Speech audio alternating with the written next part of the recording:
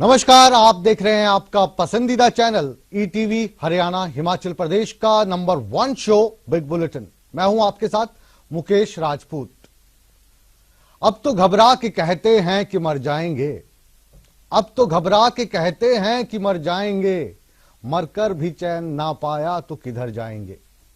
आज हम बात सरकार की नहीं बल्कि सरकारी शब्द की करने जा रहे हैं।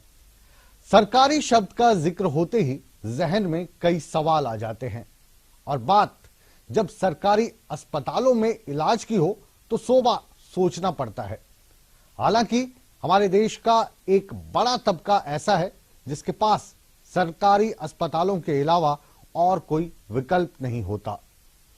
हरियाणा के सरकारी अस्पतालों की सूरत देखकर बड़ी हैरानी होती है। यहां मरीजों की जिंदगी के साथ कई बार खिलवाड़ की खबरें आप ईटीवी के माध्यम से, समाचार पत्रों के माध्यम से देखते हैं। अस्पताल प्रबंधन की लापरवाही एक बात हुई, लेकिन मरने के बाद भी अगर किसी शव को चैन ना मिले तो आप क्या कहेंगे। जी हां, आज हम सरकारी अस्पतालों में मौत के बाद जिन मरीजों के शव मॉर्चरी में रखे जाते हैं उनका पोस्टमार्टम कौन कर रहा है। आप सोच रहे होंगे पोस्टमार्टम तो डॉक्टर ही करते हैं और कौन करेगा। डॉक्टर से पहले उनका पोस्टमार्टम आजकल चूहे कर रहे हैं। ये कोई अनहोनी नहीं है, बल्कि हरियाणा के सरकारी अस्पतालों के लिए अब ये रिवायत बन गई है। मसला एक आध होता तो शायद हम इस पे बिग बुलेटिन नहीं करते, लेकिन इस तरीके की खबरें रोजाना कहीं ना कहीं स्वास्थ्य महकमे पर, यहां के शासन पर, यहां के प्रशासन पर सवाल उठा रहे हैं। पिछले एक महीने में प्रदेश में ऐसे कई मामले आए हैं जब चूहों ने शव कुतर डाला। अब सवाल यह है कि ऐसे में अस्पतालों पर शिकंजा क्यों नहीं कसा जाता, बार बार लापरवाही क्यों बरती जाती है, और सबसे बड़ा सवाल ये कि हमारे स्वास्थ्य विभाग अब किस चीज का इंतजार कर रहा है। बिग बुलेटिन में आज हम इन्हीं सवालात का तरतीब से जवाब तलाशने की कोशिश करेंगे, लेकिन चर्चा शुरू करें इससे पहले देखते हैं हमारी ये खास रिपोर्ट।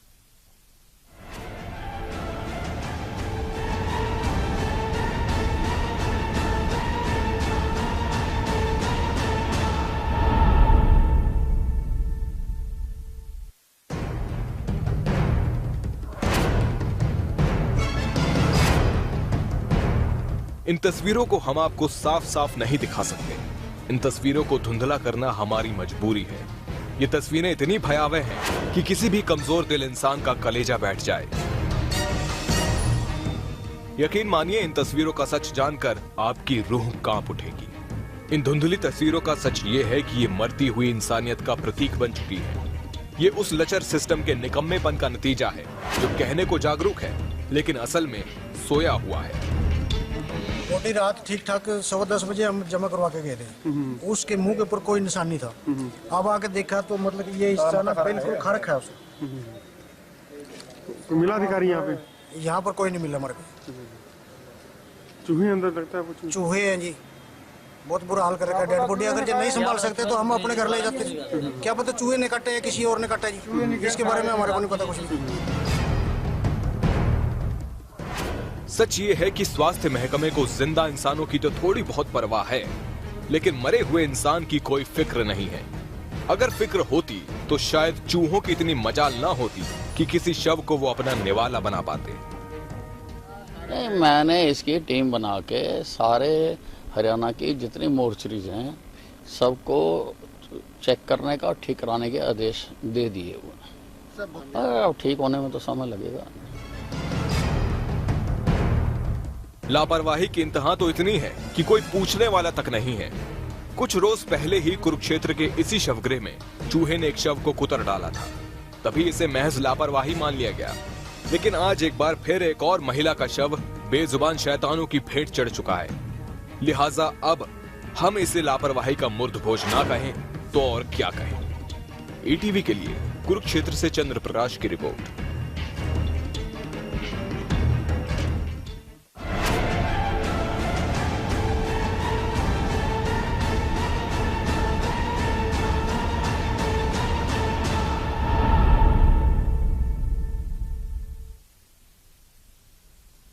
तो अब आप समझ गए होंगे कि आज बिग बुलेटिन की बिग डिबेट का ये मौजू आखिर हमने रखा क्यों है।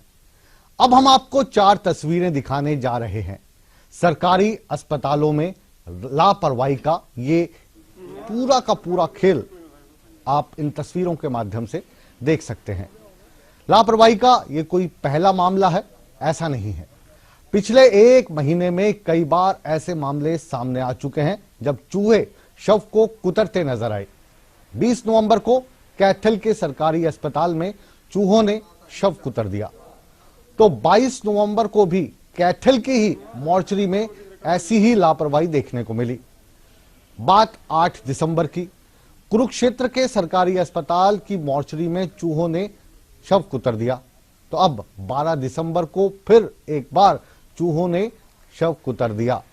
यानी इन खबरों को दिखाए जाने के बाद जो कार्रवाई बनती थी उस कार्रवाई में कहीं ना कहीं चूक हुई है, इसमें कोई दो राय नहीं है।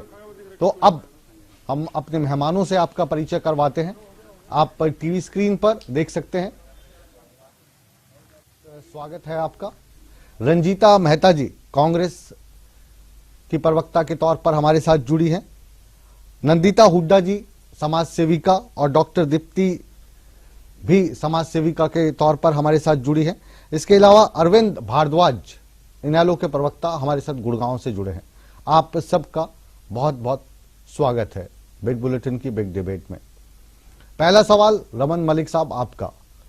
ये जो खबर हम दिखा रहे हैं हो सकता है आपको बड़ी ना लगे, लेकिन अगर मानवीय मूल्यों की बात करेंगे तो जिस व्यक्ति के घर का कोई इंसान चला गया और उसको मॉर्चरी में रखा हुआ है पोस्टमार्टम करवाने के लिए, और जब सुबह वो आके देखते हैं कि उस शव को चूहे कुतर रहे हैं तो उनके दिल पर क्या बीतती होगी, इस चीज को आप महसूस कर सकते हैं? मुकेश जी, इसके लिए ये कहना कि जी जिस तरह से आप बोल रहे हैं कि जी कोई आपके लिए बड़ी बात नहीं हो, मेरे लिए बहुत बड़ी बात है, क्योंकि किसी का भी घर का व्यक्ति वो पार्थिव शरीर जो 5 तत्वों से बना हुआ है उसको अगर हम इस प्रकार से निरादर करें तो शायद वो उचित नहीं है, ना ही उसके लिए इस तरीके से सोचना उचित है। लेकिन मैं ये ज़रूर मानता हूं कि यहाँ पे फ्लॉज रहे हैं। आपके चैनल पे डिबेट पे आने से पहले मैं इस विषय के ऊपर पिछले 3-4 घंटे से लगा हुआ था, लोगों के साथ बात कर रहा हूँ। आपके संज्ञान में ला दूं, जो व्यक्ति इमीडिएटली रिस्पॉन्सिबल है उसको तो निलंबन कर दिया गया है। कौन सी जगह की? जहाँ ये जो कुरुक्षेत्र वाला आज का इंसिडेंट है। और कैथल वाले का क्या हुआ? सर मैं अभी तक एक ही उसी केस के ऊपर देख रहा था। मैं बात करी है। किस लेवल का ये कर्मचारी है या अधिकारी है, कौन है? जो पर्सन होता है जिसकी इमीडिएट रिस्पॉन्सिबिलिटी होती है फर्स्ट गो में बॉडी रिसीव करके उसे फ्रीजर में रखने की। कोई डेजिग्नेशन तो होगा उसका? सर मेरे ख्याल say that is 4th class officer जो होता है। बहुत अच्छे, गर्व है हमें। नहीं देखिए जो कार्रवाई है ये 4th क्लास ऑफिसर। देखिए पॉइंट इतना है, वापस जो पॉइंट इतना है मुकेश जी, आपकी संजीदगी है मुकेश जी, पॉइंट इतना है जिसकी रिस्पॉन्सिबिलिटी इतनी है कि पुलिस से अगर कोई बॉडी आई है तो उसको फ्रीजर में होना चाहिए, बाहर नहीं होना चाहिए। ये एक बहुत बड़ा फ्लॉ है, छोटा फ्लॉ नहीं है। लेकिन जो 4th क्लास के एम्प्लॉय पर गाज गिरा के आपने संजीदगी दिखाई, नहीं देखिए बाकी इंक्वायरी हो रही है। सलाम करें सीएमओ से भी इंक्वायरी, सीएमओ साहब पे क्यों करेंगे आपका? नहीं वो भी इंक्वायरी कर रहे हैं कि जो बड़े अधिकारी हैं, जो शासन प्रशासन जिनका ये काम है कि मॉर्चरीज को मेंटेन करें, मॉर्चरी को मेंटेन करना एक 4th क्लास के एम्प्लॉय पर कार्रवाई कर दी। ये तो चाह रहा है कि बड़ी ब्रेकिंग चलाएं इसकी हम। नहीं मुकेश जी, बात इतनी सी है। हाँ। आज के समय में अगर आपका काम एक पर्टिकुलर है जिसमें आपका उस बॉडी को रिसीव करके पुलिस अगर लेकर आई है तो आपको रिसीव करना है और रिसीव करके मॉर्चरी के उस रेफ्रिजरेटर में डालना है। अगर आपने नहीं करा आपको लगता है कि ये बाहर रही हुई थी आपकी सरकार ने आपके नहीं, मैं सरकार की बात नहीं कर रहा हूं, मैं अपना दायित्व निभा दिया है ईमानदारी से। आप ईमानदारी से इसका जवाब दे दीजिए, मैं आपसे सवाल ही नहीं करूंगा अगला। मुकेश जी, सबसे पहली बात कह रहे हैं, आप जो कह रहे हैं का काम एक 4th क्लास एम्प्लॉय को आपने सस्पेंड कर दिया, क्या उससे आपकी जिम्मेदारी खत्म हो गई। जिम्मेदारी सरकार की बिल्कुल नहीं खत्म हुई। तो सरकार की जिम्मेदारी ये जो कदम उठाया 4 जगह से, ये जो खबर है लगातार टीवी पे चल रही है, अखबारों में फजीयत हो रही है, और फिर भारतीय जनता पार्टी के प्रवक्ता के तौर पर आकर आप ये बयान देते हैं कि 4th क्लास एम्प्लॉय को हमने सस्पेंड कर दिया। क्या छवि जाएगी आपकी, ये बताइए। सर, ये पहला 1 मिनट मुकेश जी, ये आज का इंसिडेंट है, आज ही उसके ऊपर कार्रवाई शुरू हो गई है। किस पर कार्रवाई हुई है ये मैटर करता है ना। जो भी आएगा, जो भी इसके दायरे में आएगा, उस सर के ऊपर कार्रवाई होगी। कोई ऐसा व्यक्ति छोड़ा नहीं जाएगा जिसकी लैक्सिटी होगी। बट मेरा कहना इतना है कि इसको हम पॉलिटिकल एंगल से ना देखें। खुशी नहीं हुई जी ये वाली बात सुन के। वापस आपके पास आएंगे क्योंकि ये बहुत ही आप कहें कि पल्ला झाड़ने वाला बयान है, पल्ला झाड़ने वाली कार्रवाई है। आपके साथ में जो आपके विरोधी पार्टी वाले हैं वो लोग भी बैठे हैं, वो देखते हैं कि इस कार्रवाई को कितना वजन देते हैं। रंजीता की बात नहीं है, रंजीता कहीं से तो शुरू होगा ना। रंजीता, बहुत अफसोस और शर्म की बात है मुकेश जी, आज इस टॉपिक पे बैठकर भी हमें डिबेट करनी पड़ रही है। आप ये देखिए कि अभी रमन जी ने कहा कि इमीडिएटली मैं इस केस के बारे में पता करके आया हूं और उस एम्प्लॉय को सस्पेंड कर दिया गया। अभी आपने 4 तस्वीरें दिखाई थी, 20 नवंबर की पहली तस्वीर है और आज 12 दिसंबर है। 4 तस्वीरें आ चुकी हैं, 4 केसेस हो चुके हैं। इन 22 दिनों में सरकार ने क्या कार्रवाई की, उसका इनके पास कोई जवाब नहीं होगा। आज अफसोस की बात तो ये है कि जिंदा इंसान तो क्या, यहाँ आज मुर्दों को भी चैन नहीं है।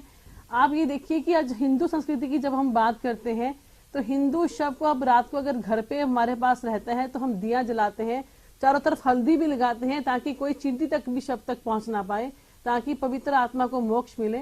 और इस तरीके की जब चीज होती है तो इससे धार्मिक भावनाएं तो आहित होती ही हैं। एक इंसान जिसके परिवार का वो सदस्य होता है उसके लिए तो इससे बड़ी शर्मनाक बात हो ही नहीं सकती। जी, तो वापस आपके पास भी लौटेंगे। इनेलो के प्रवक्ता हमारे साथ हैं अरविंद भारद्वाज गुड़गांव से, क्या कहेंगे जी आप?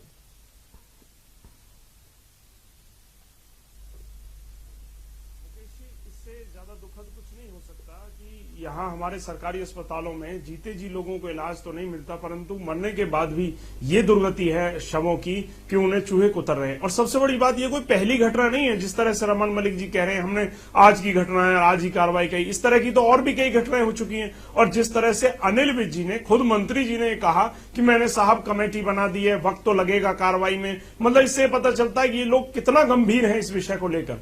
आज ये हालत है। मेरी कई अस्पतालों के कर्मचारियों से भी बात हुई मोर्चरी को लेकर, उन्होंने बताया कि ज्यादातर मोर्चरीज में जो फ्रीजर है उनकी कमी है, उसके अलावा कर्मचारियों की बहुत बड़ी तादाद में कमी है और डॉक्टरों की कमी है। वही डॉक्टर इमरजेंसी में अटेंड करता है, वही डॉक्टर मोर्चरी में जाकर पोस्टमार्टम करता है। तो इतनी बड़ी गंभीर जो समस्याएं हैं आज इस प्रदेश के अस्पतालों में, उसके बाद भी अगर हमारे स्वास्थ्य मंत्री जी इतना हल्का बयान देते हैं और खासतौर पर टीवी पर बैठकर रमन मलिक जी आप कह रहे हैं हमने एक 4th क्लास एम्प्लॉय को सस्पेंड कर दिया। क्या सिर्फ एक 4th क्लास एम्प्लॉय की ये जिम्मेवारी है कि इतनी बड़ी घटना हो गई, आप सिर्फ एक 4th क्लास एम्प्लॉय को सस्पेंड करके अपनी जिम्मेवारी से निपट लेना चाहते हैं? नहीं रमन मलिक जी, आप जो तीनों पॉलिटिकल पार्टीज ने अपने विषय में अपने अपने लिहाज से अपने विचार रखे, उसके बाद आप जो तीनों जो पॉलिटिकल पार्टीज हैं अपने अपने एंगल से इस चीज को देख रही है, हम पत्रकार के तौर पर देख रहे हैं। बहुत ही छोटा सा हम ब्रेक ले रहे हैं, इनको जवाब दे, ब्रेक के बाद वापस ये जो सवाल जवाब है इसका जो सिलसिला है लंबा चलेगा, इसलिए आप कहीं मत जाइए। एक बहुत ही छोटे से कॉमर्शियल ब्रेक के बाद वापस आ रहे हैं।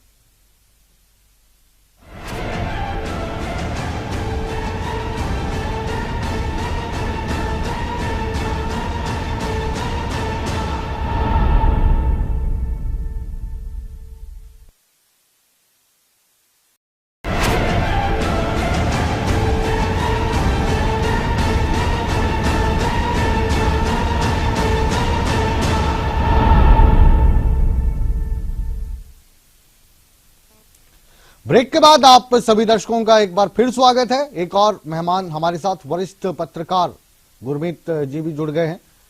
हाँ जी मलिक साहब, आप कुछ कह रहे थे, कुछ सफाई देना चाह रहे थे इस मसले पर।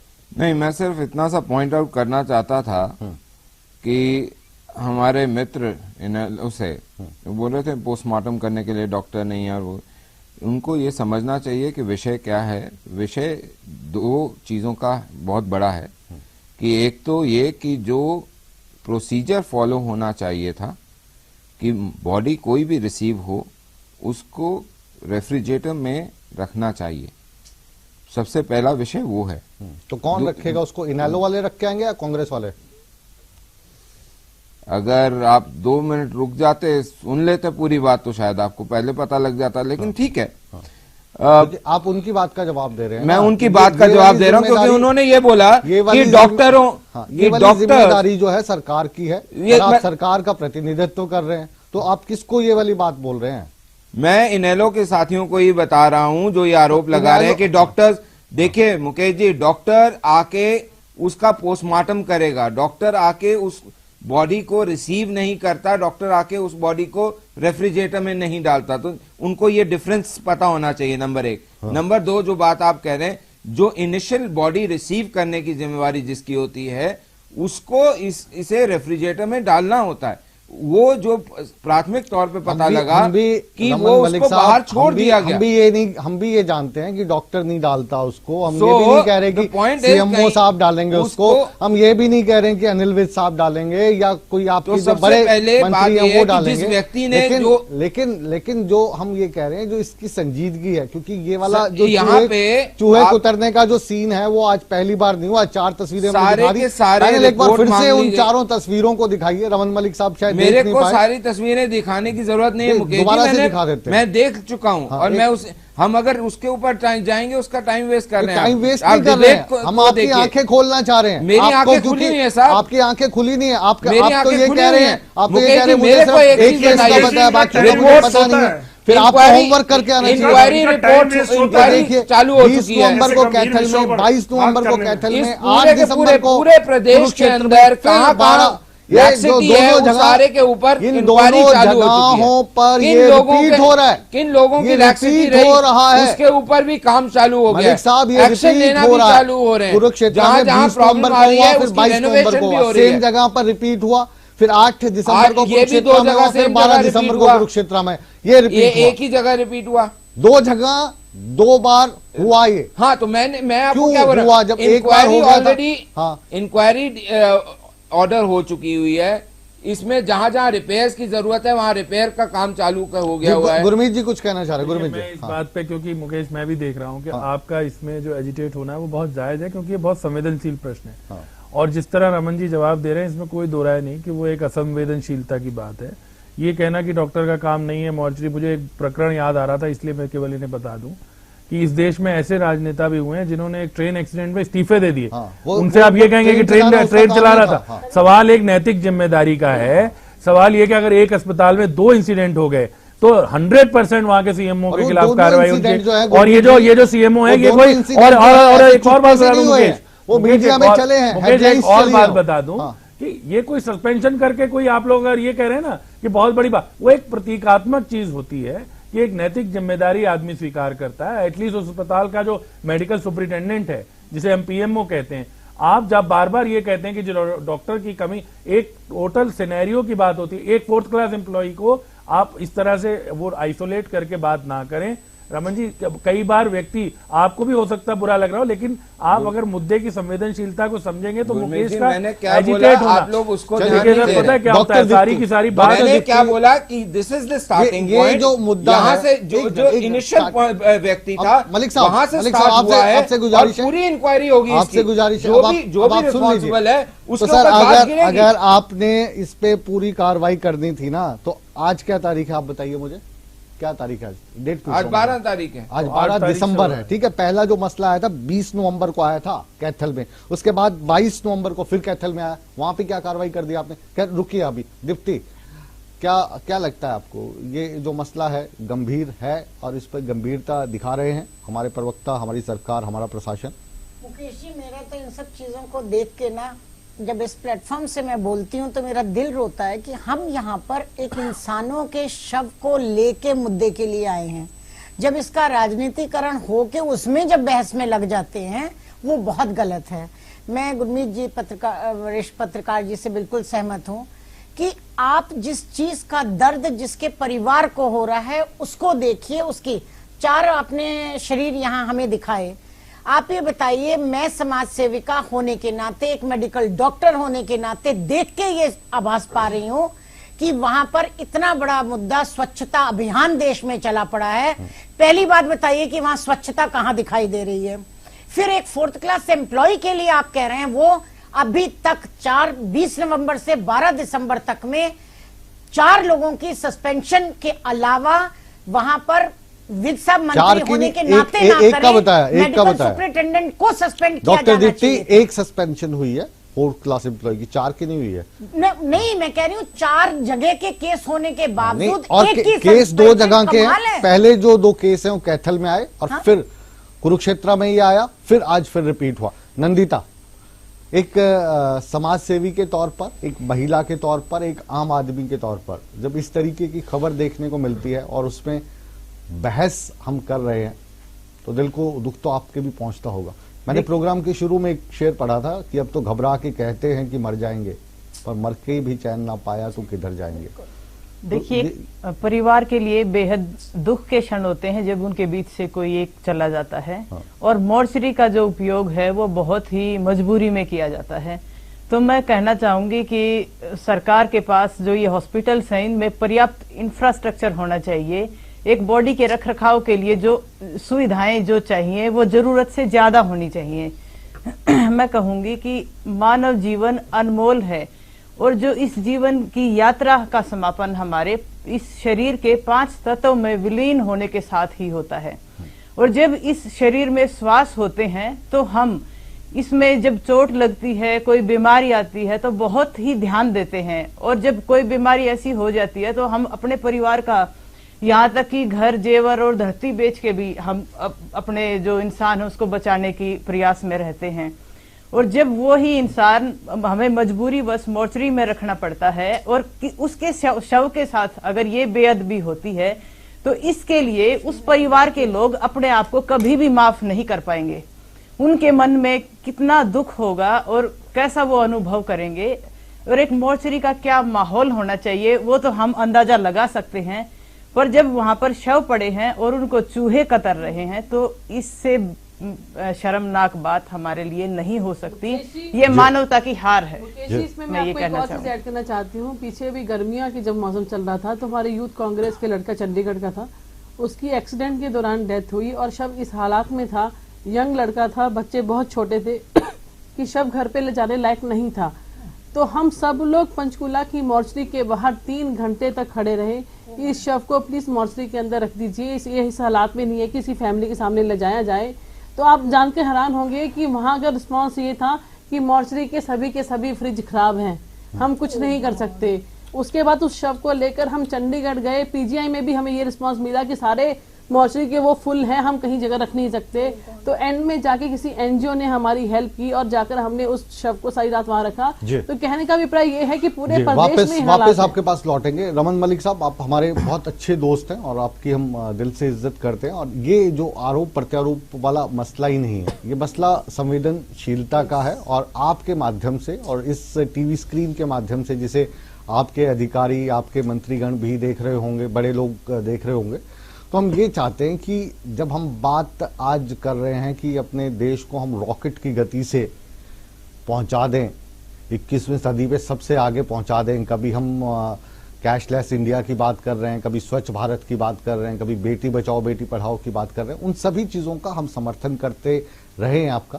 लेकिन ये वाला जो मुद्दा है, ये इसके साथ भावनाएं जुड़ी हुई हैं, तो भावनाओं को समझने का काम भी आपको करना चाहिए। और ये जो मसला मोर्चरी वाला है, ये वाकई बहुत संवेदनशील है। आप समझ पा रहे हैं इस चीज को? मुकेश जी, इंसान मैं भी हूं, नो डाउट, भावनाएं मेरे में भी हैं, नो डाउट, और उसको मैं भी समझता हूं। हाँ, मैं आपको सिर्फ इतनी सी चीज बता रहा हूं, हाँ, कि जो हुआ, मैंने जैसे शुरू में बोला, जो हुआ वो किसी के को भी दर्द देगा, चाहे वो व्यक्ति आपका अपना हो ना हो, कोई भी हो। हमारे यहाँ संस्कृति ये है, हम अनजाने व्यक्ति का शव जाता है तो हम रुक के उसको नमन करते हैं। ऐसी संस्कृति में से हम लोग उत्पन्न हैं। अगर हम लोग इस भावना को ना रिस्पेक्ट करते होते तो बात अलग थी। लेकिन मैं जो चीज आपको बोल रहा हूं, मैं ये आपको बोल एक रहा चीज हूं, और बता दूं, एक चीज और बता दूं, और रमन मलिक साहब, ये आप पे कोई पर्सनल अटैक नहीं है, आपकी पार्टी के ऊपर कोई अटैक नहीं कर मैं रहा है। पार्टी आपके की सिस्टम बात के ही नहीं जो कर रहा हूं, सिस्टम सर। है, अब जैसे सिस्टम की हम बात कर रहे हैं ना, जैसे हम ये कुरुक्षेत्र वाला एक आप केस आपने कहा, मैं पता करके आया हूँ, 4th क्लास एम्प्लॉय को हमने सस्पेंड कर दिया। चलिए हम शुक्रिया अदा करते हैं उस परिवार की तरफ से कि आपने चलो कम से कम कुछ तो किया। कैथल वाला जो परिवार है अभी भी कार्रवाई की मांग कर रहा है, वहां पे अभी तक 4th क्लास एम्प्लॉय जो है वो भी सस्पेंड नहीं किया। तो ये जो आपकी संवेदनशीलता है, इसको देखते हुए आज हमें बिग बुलेटिन करना पड़ा कि चलिए इसी बहाने कम से कम बाकी हालात सुधरे ना सुधरे, लेकिन मरने के बाद तो कम से कम मॉर्चरी में जो शव है उसको चूहे ना खाएं, इतनी व्यवस्था तो कर दीजिए। बड़ी चीज नहीं मांग रहे हम आपसे। सर, पहली बात, ये अधिकार है, मांगने की जरूरत नहीं है। दूसरी चीज, सबसे बड़ी बात, मैं आपको बार बार ये चीज बोल रहा हूं कि अभी एट द प्रेजेंट मोमेंट हुआ क्या है। एक, जितनी भी मॉर्चरीज हैं स्टेट के अंदर, सबका एक ऑडिट और उसमें जो जो कमियां हैं उसको इमीडिएटली पूरा करने के लिए ऑलरेडी डायरेक्टर 20 नवंबर आज 12 दिसंबर। सर मेरी बात सुन लीजिए, 20 उसके बाद नवंबर तारीख आज 12 दिसंबर, कोई जवाब है आपके पास? आप उसके बाद तारीख बताते रहिए। मैं मेरे जो मैं बोल रहा हूं कम से कम वो तो तसल्ली से सुनिए।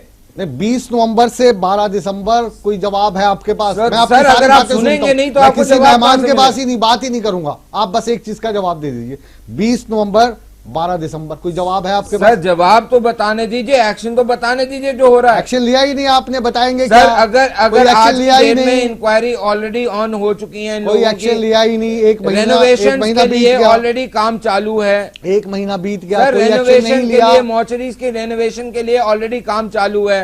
वो जो काम काज चालू है वो दिख रहा है सर, सारी की सारी स्टेट चल रहा है वो दिख रहा है। स्टेट में, पूरी स्टेट के अंदर क्या हालत है उसके लिए भी ऑडिट ऑर्डर कर दिया हुआ है आज। मैं एक चीज समझना चाहता हूं कि ठीक है, ये मैं मानता हूं कि बात जाते हैं, बताइए क्या समझना चाहते हैं आप? मैं ये मानता हूं कि दर्द साझा है, सबका है, समाज का है, इस प्रकार से किसी को भी हो ये दर्द साझा है। लेकिन अगर कोई त्रुटि है जिसकी वजह से हुआ है, बिना त्रुटि के ये नहीं होता है। नहीं, त्रुटि है, बिना त्रुटि के ये नहीं होता है। मैं भी तो यही बोल रहा हूं सर। और उस त्रुटि को ठीक करना काम सरकार का है, वो उसको आंकलन करके उसको ठीक कर रहे हैं ऑलरेडी। मैं मंत्री जी बोल चुके हैं ये चीज।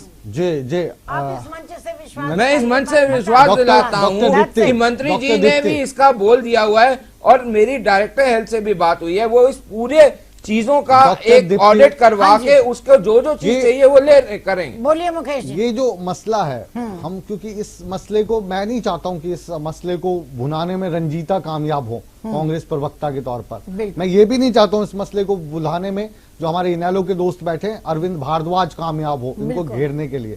ये एक मसला ऐसा है, इस पे राजनीति हो नहीं सकती। और जो सफाई भारतीय जनता पार्टी के प्रवक्ता देकर बच निकलना चाहते हैं, उन्हें भी मैं निकल के भागना नहीं देना चाहता हूं, क्योंकि इसमें लापरवाही है और इसमें इनको जवाब देना पड़ेगा। अनिल विज साहब को भी देना पड़ेगा इस मसले पर जवाब। खाली ये नहीं हो सकता कमेटी बना दी, ये कर दिया, वो कर दिया, वो कोई जवाब नहीं है।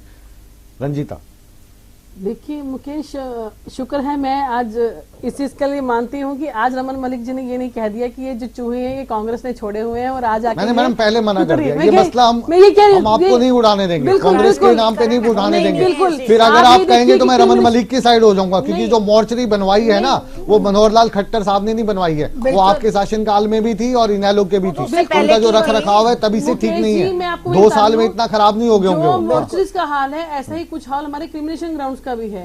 अभी क्रिमिनेशन ग्राउंड्स एसोसिएशन जो पूरी की पूरी थी वो खट्टर साहब से मिलने के लिए गई हरियाणा के, और उनसे गुजारिश की कि टोटल 6000 क्रिमिनेशन ग्राउंड्स है यहाँ पर, और जो यहाँ पे शहरों में क्रिमिनेशन ग्राउंड है वहां पे तो चलो एनजीओ दान देते हैं, पैसे देते हैं, उससे उनकी मेंटेनेंस हो जाती है। बट जो गांव के जो हैं वो उनकी इतनी बदतर हालत है कि छत पे टीन भी नहीं है, जब तक शव पूरा जलता नहीं है, कई बार बारिश के मौसम में वो भीग जाता है, तो उसके रखरखाव के लिए कुछ ग्रांट, कुछ एड दी जाए। तो उनकी तरफ से साफ जवाब था कि इसमें मैं कुछ नहीं कर सकता, अगर मैं एक को देता हूं तो मुझे 6000 को देना पड़ेगा। किसका जवाब था? खट्टर साहब का। हाँ। उसके बाद हमारी पूरी टीम जो है 2 महीने पहले गवर्नर साहब ये वाले प्रयास आपने हुड्डा साहब के साथ भी किए थे जब उनकी सत्ता थी, क्योंकि इनको आए तो अभी जुम्मा 2 साल सर, हुए मैं भी हैं। बता रही हूँ, उसके हाँ। बाद हम पूरी तो वो टीम सारी जो है- टीम जो है वो 2 साल में तो गली नहीं होंगी, पहले भी हालत मैं थी। आपको ये सर यही बता रही हूँ हाँ। कि उसके बाद हमारी पूरी टीम जो है गवर्नर साहब के पास 2 महीने पहले इसका ज्ञापन दे के आई है कि काइंडली इसके लिए इसका संज्ञान लिया जाए। उन्होंने पूरे तसल्ली से कहा कि वाकई बहुत सेंसिटिव मुद्दा है और मैं इस बात को अप्रिशिएट करता हूँ किसी ने इस मुद्दे को उठाया और इसको किया। पर आज 2 महीने हो गए, अभी भी कोई कार्रवाई नहीं है। बात यह है कि हम उठते हैं, आवाज को उठाते हैं, पर उस चीज पे इम्प्लीमेंटेशन करना तो सरकार का काम है। अरविंद, सरकार ने इसके ऊपर अभी तक कुछ इम्प्लीमेंटेशन नहीं आपके पास आ रहा हूं सीधा गुड़गांव। ये सोशल कार्य हैं बेसिकली। लोग बहुत धर्म पुण्य की बातें करते हैं, लंगर भी लगाते होंगे, हरिद्वार भी जाते होंगे, लाखों करोड़ों रुपए मंदिर में जाके सरकार भी आते होंगे। क्या सोशल हम सबकी रिस्पॉन्सिबिलिटी नहीं बनती है कि जहां पर इस चीज की जरूरत है, अगर सरकार उसे करने में सक्षम नहीं है या ध्यान नहीं जा रहा है, तो सोशली आप लोगों की भी एक बड़ी पार्टी है। आप लोगों ने कुछ ऐसे धार्मिक कार्य किए जिसमें जो शव गृह हैं चाहे या मॉर्चरी हैं, उनकी तरफ आप कुछ अपनी ओर से दे सकें, जिसका एग्जाम्पल हम रमन मलिक को देते। ये देख लीजिए, इन्होंने तो करवा दिया, इनका तो इतना बड़ा गुट दल है। आप लोग क्यों नहीं करवाते भाजपा की तरफ से? सरकार की हम बात ही नहीं करते।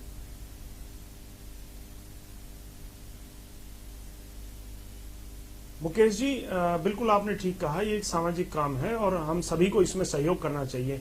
और देखने में ये आता है कि सामाजिक बहुत से ऐसे संगठन हैं जो अंतिम संस्कार भी ऐसे जो अज्ञात शव मिलते हैं या जिनका कोई वारिस नहीं होता, उनके भी संस्कार सामाजिक संगठन करते हैं। परंतु बात यह है कि जब मोर्चरी में कोई शव है तो उसकी जिम्मेवारी तो सरकार की है, उसकी जिम्मेवारी तो प्रशासन की है, अस्पताल प्रशासन की। वहां पर कोई दूसरा व्यक्ति रखवाली नहीं कर सकता, वो जिम्मेवारी तो प्रशासन को और सरकार को लेनी होगी। और फिर मैं बताना चाहूंगा, 20 नवंबर की जब घटना हुई थी, पिछली घटना, उस वक्त भी इसी तरह की एक बहस हुई थी और बीजेपी के प्रवक्ता ने यह वादा किया था, आश्वासन दिया था कि साहब हमने जांच के लिए आदेश दे दिए हैं और बहुत जल्दी कार्रवाई होगी और दोबारा ऐसा नहीं होगा। परंतु आज 22 दिन बाद, 21 दिन बाद फिर इसी तरह की घटना। अब रमन मलिक जी कहते हैं हमने इसके बाद फिर 22 नवंबर को हुई, फिर 8 दिसंबर को हुई और अब साहब आपकी ये 12 दिसंबर को हो गई। हाँ, तो आपकी इस रिपेयर में साहब और कितनी लाशों की दुर्गति आप करेंगे, ये तो जवाब आप देना चाहिए। हाँ अरविंद सुनिए, डॉक्टर दीप्ति के पास हम जा रहे हैं। ये अगर एक घटना होती और इस पे हम सवाल उठाते तो शायद सरकार के प्रति या शासन के प्रति, प्रशासन के प्रति हो सकता हम बायस्ड होकर बोल रहे होते। ये तीसरी नहीं, ये चौथी घटना है, उसके बाद भी ये चीजें हो रही हैं। तो क्या लगता है आपको? मुझे तो इसमें एक खुलेआम एक सजेशन में ओपन इस मंच पर दे रही हूं कि जो एक स्वच्छता के तहत हरियाणा सरकार को इस समय इसका एक सॉल्यूशन लेना चाहिए कि एक नहीं 4 घटनाओं के बावजूद भी अगर हम कार्यों के अगेंस्ट किसी के प्रति एक्शन लेना उनका दायित्व है, वो लेंगे। सामाजिक कार्यकर्ता के नाते मेरी एक ड्यूटी बनती है कि हरियाणा सरकार अपने प्रदेश की एनजीओस को साथ लेकर इस अभियान में साथ जोड़ें। बहुत बढ़िया बात कर रहे हैं। ये अकेले उनका मुद्दा नहीं है काम करने का, ना एक कोई भी शासित प्रदेश इस चीज को अकेले कर सकता है। अपने अपने इलाके के एनजीओस को इसमें साथ में लेके शामिल होके करें, उन्हें समय समय पर चीजें दें, नंदिता के पास हम जा रहे हैं क्योंकि हम जो सभी लोग बैठे हैं अपने अपने स्थानों में, आप बहुत ही सभी प्रभावशाली लोग हैं। कोई भारतीय जनता पार्टी से है, कोई कांग्रेस से है, कोई इनेलो से है, आप एनजीओ चला रही हैं। आपको लगता है मैडम, जो स्वच्छ भारत की हम बात करते हैं तो हमें या जो दर्शक इस टेलीविजन स्क्रीन पर हमारी बातचीत, इस परिचर्चा को सुन रहे हैं, सबसे पहले जो स्वच्छता का अभियान है ऐसी जगहों पर होना चाहिए जहां पर शव गृह हैं, जहां शमशान घाट हैं, क्योंकि वो हम सबका फाइनल डेस्टिनेशन है। तो बाकी चीजें तो बाद में ठीक होती रहेंगी, अपना जो आखिरी मंजिल है उसको हम ठीक से रखने में सहयोग दें, क्योंकि एक दिन जाना तो हम सबको भी वही है। देखिए, मैं कहूंगी कि इस केस में हमारी जो सरकार है, प्रशासन है, वो पूर्ण रूप से फेल है। अगर 20 नवंबर को एक घटना होती है और अगर एक्शन लिया होता तो उसी दिन सारी मोर्चरीज का जायजा लिया होता, जो खामियां हैं उनको दूर किया जाता। उसके बाद लगातार घटनाएं आ रही हैं और आज रमन मलिक जी कह रहे हैं, जैसे बताया कि उन्होंने एक कमेटी गठित की है, तो इतने दिन बाद उस पर एक्शन लिया जाना, इसको मैं कहूंगी कि ये कोई एक्शन लिया जाना नहीं है जी। और इस तरह जो स्वच्छता का अभियान है वो अगर मॉर्चरी में ऐसे चूहे घूम रहे हैं तो वो भी 100% फेल है। हम भी स्वच्छता पे काम करते हैं और जो मॉर्चरी के अंदर है तो जो हॉस्पिटल का जो सीएमओ होता है, मेरा ख्याल है कि उसकी ड्यूटी बनती है कि वो हर एक कोने में जाके चेक करे कि किस जगह पे किस चीज की जरूरत है और वहां का कैसा माहौल है और उसे कैसे दुरुस्त किया जाए। जी। तो यहाँ पे पूर्ण रूप से कहना चाह रहे हैं जी, कहिए मलिक साहब। मैं कुछ फैक्ट्स आपके सामने रखता हूँ जी।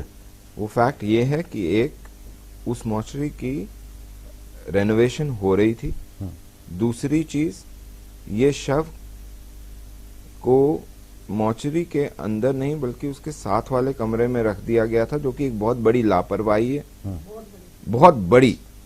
Whereas the body should have been refrigerator में रखनी चाहिए थी।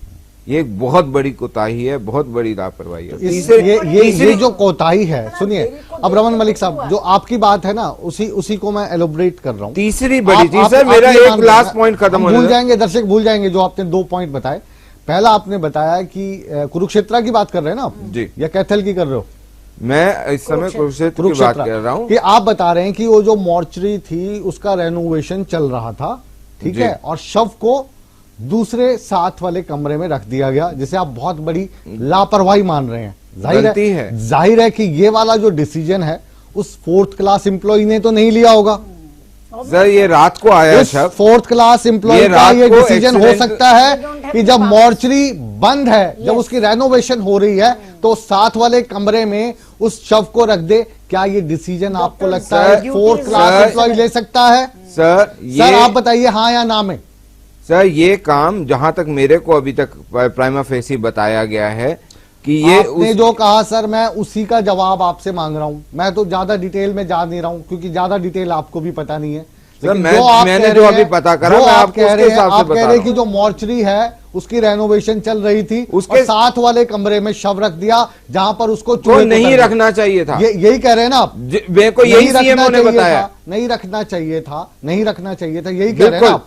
तो क्या आपको लगता है कि वो जो 4th क्लास एम्प्लॉय है उसके ये रात का समय था सर, ये रात का समय था जब आया है। दैट इज द इन्फॉर्मेशन जो मेरे को दी गई है। किसने दी आपको ये इन्फॉर्मेशन? फिर आपको इन्फॉर्मेशन पूरी नहीं दी गई, या तो ना फिर आप लेकर आए पूरी इन्फॉर्मेशन, क्योंकि एक जो 4th क्लास का एम्प्लॉय है उसके पास तो इतनी पावर नहीं होगी कि वो अपने आप डिसीजन ले ले कि भैया मॉर्चरी तो बंद है लेकिन आप यहाँ रख दो। जब चाबी उसके पास है तो वो कैसे बंद है?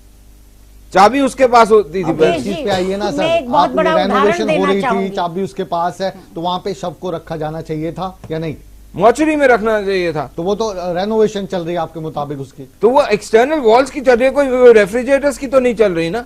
तो वो फिर किसने रखा और वहां पे तो जिसकी कमी क्या थी? सर जिसकी जिम्मेवारी थी, जिसको जो फर्स्ट हैंड जब भी आता है तो यही लोग रखते होंगे। चलिए छोड़ दीजिए गुरमीत जी, ये जो आज हमारे मित्र रमन मलिक साहब जो तर्क दे रहे हैं, ये तर्क गले नहीं उतर रहे। देखिए मैं यही बात कह रहा हूँ, कायदे में अब आपके मन में एक सवाल आ रहा है, ठीक है, कायदे में वो सवाल रमन जी बहुत विनम्रता से कह रहा हूँ, वो आपके मन में आना चाहिए। आपके मन से खुद ये निकला आपके मुंह से कि जी सीएमओ ने मुझे ये बताया।